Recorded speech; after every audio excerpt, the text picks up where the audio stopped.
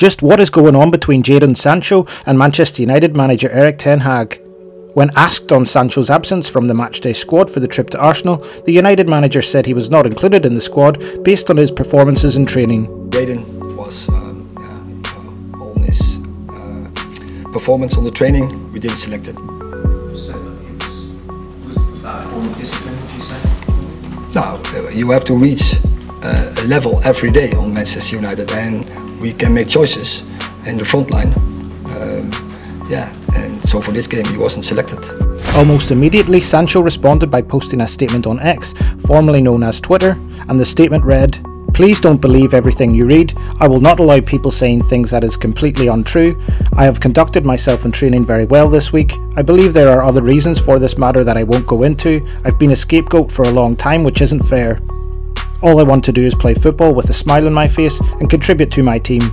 I respect all decisions that are made by the coaching staff. I play with fantastic players and grateful to do so, which I know every week is a challenge. I will continue to fight for this badge no matter what." This is quite the bombshell from Sancho, who even has himself and Erik ten Hag as his profile photo on Twitter. Fabrizio Romano reported that Erik ten Hag believes he did his best to help Jadon Sancho through a tough time last season and wants him to perform, otherwise he will not be selected for Manchester United. Romano went on to say that Jadon Sancho believes that there is something else not related to his training performances, and this is why he wasn't selected against Arsenal. Those close to Sancho insist that he's doing his best, and they believe it was a different decision. Erik ten Hag and some Manchester United staff have not been happy with Jadon Sancho's training levels. Tensions have been circling for a few weeks. Sancho thinks there is something else, and those close to him insist he is doing his best. Some fans have even gone as far as posting videos of Sancho supposedly slacking in training, questioning his professionalism and also criticising his effort levels during games. Whilst he may not have hit the heights of the Sancho we've seen at Borussia Dortmund, I don't agree with a lot of the slander aimed his way as a result of the latest saga. I do, however, think the manager is entitled to answer questions honestly of his players' performance in training midweek. All ten Hag is saying is that based on Sancho's training performance, he's not ahead of the players he picked this week. There is nothing wrong with that. What ten Hag has said is nowhere near as bad as what Jose Mourinho said about Luke Shaw back in 2017. I tell you because I told him already. He had a good performance, but was his body with my brain. Because he was in front of me and I was making every decision for him.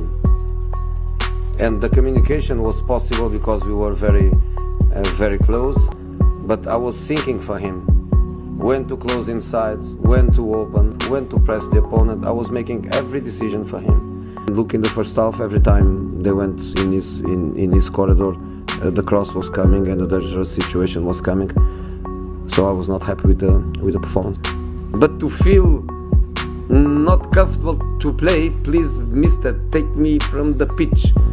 I felt that the strong ones will be always the strong ones.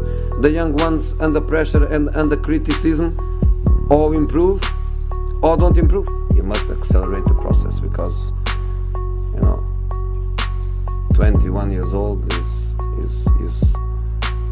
is old enough to have a better understanding of the game. Journalist Dawson claimed that Erik ten Hag was made aware of Jadon Sancho's response on the journey back to Manchester from London on Sunday evening, but decided against issuing a clarification to his post-match comments.